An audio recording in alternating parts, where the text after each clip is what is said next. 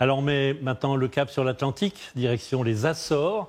Pendant toute la semaine, nous allons découvrir les secrets des 9 îles de l'archipel portugais, devenue une destination très prisée. Il faut dire que pour les amateurs de nature, les piscines naturelles, la végétation luxuriante et les magnifiques paysages de volcans endormis font des Açores un bout de paradis. Alexandra Vieira et Romain Dibiec. À chaque île, ses falaises, ses points de vue sur l'océan. Des îles volcaniques où la roche cohabite avec les pâturages.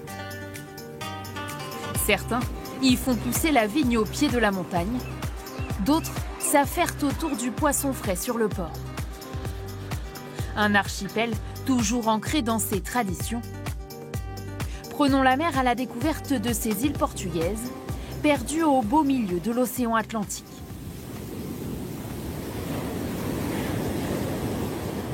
Le cratère le plus impressionnant est sans doute celui de Vilafranca do Campo, sur l'île de Saint-Miguel. Situé à 1 km de la côte, il abrite une piscine naturelle. C'est à la rame que beaucoup de vacanciers s'y rendent.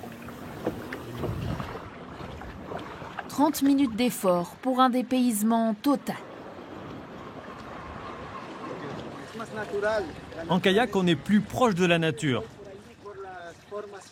J'ai slalomé entre les formations rocheuses, tu peux te faufiler.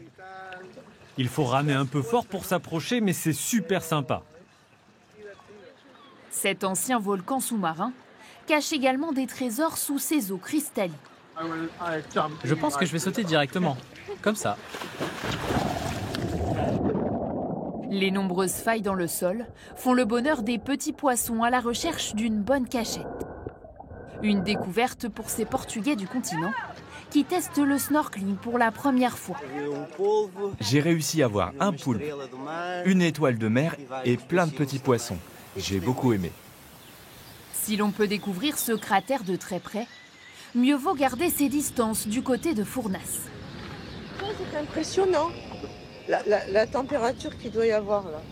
Si le volcan est endormi depuis 1630, le magma, lui, est assez proche de la surface pour chauffer l'eau de pluie qui s'engouffre sous terre. On se dit, si la lave se réveille, on va se brûler les pieds. L'odeur de soufre, surtout, c'est impressionnant. Et le bouillonnement, là-bas, c'est à plus de 100 degrés. De l'eau bouillante qui dégage de la vapeur. Quoi de mieux pour la cuisson d'un pot-au-feu? Enfouies sous la terre, des dizaines de casseroles remplies de cosido mijotent pendant 7 à 8 heures. 1 heure avant le début du service, les restaurateurs viennent à tour de rôle récupérer leur plat mijoté. Là-dedans, il fait entre 70 et 80 degrés. On retire environ 20 à 30 casseroles par jour. Ce n'est pas réservé au restaurant. Tout le monde peut faire cuire ses plats ici. Il suffit de payer 3 € par casserole. C'est une tradition chez nous. On fait ça depuis de nombreuses années.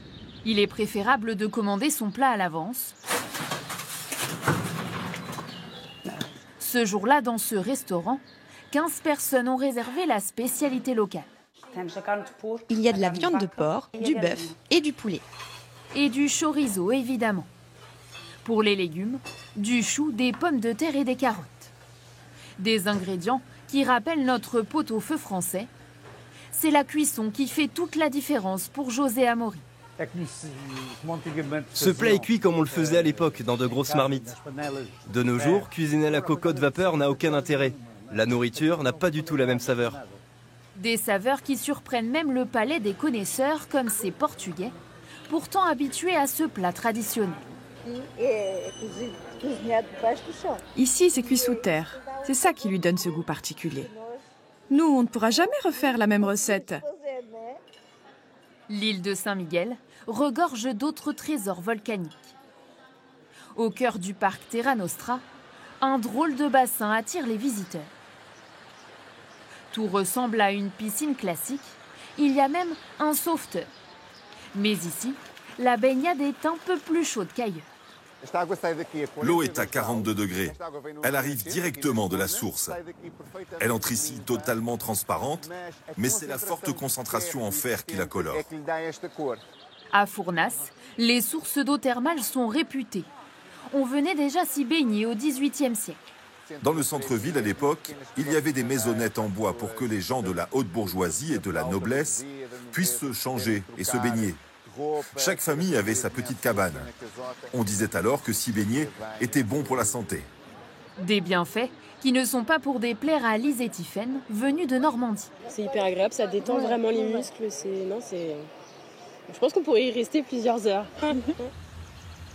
Un moment de détente au cœur d'une nature luxuriante. De quoi prendre des forces avant de se lancer sur les nombreux sentiers de randonnée de la plus grande île des Açores.